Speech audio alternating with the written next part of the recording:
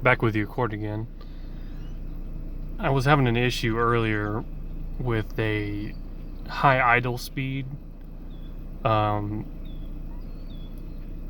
and I know about a lot of the issues with these early Accords, with the idle surging issues, and addressed that and changed the idle air control valve and did all the usual things, and it seemed to help for a little bit.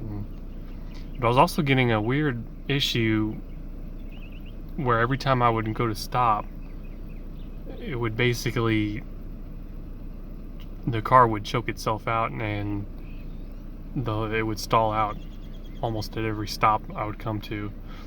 And then after changing the idle air control valve, it seemed to fix it for a little bit, but after a few days it kind of started to go back to the way it was, just not quite as bad. But the issue was, every time I would start it, when I would cold start it, it would go a little past 2,000 RPMs, and then once it warmed up a little bit, it would go stay at a steady idle around 1,500, which is obviously too high. And so what I went ahead and did was I found this little part here. I guess this little PCV valve, I guess is what you call it. Cheap little part, and changed that out.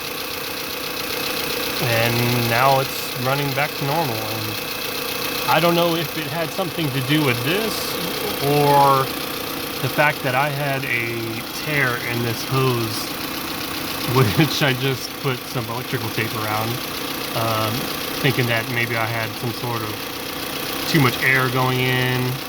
I'm not sure, but went ahead and changed that idle air control valve, and then did the little, turn the plastic dial and all that normal stuff, and it seemed to help a little bit. I was getting the surging issues, and that went away. But I went ahead and changed this cheap little part right here, and that seemed to fix the high idle issue that I was having. So hopefully that helps for one of you guys out there that's having that same issue.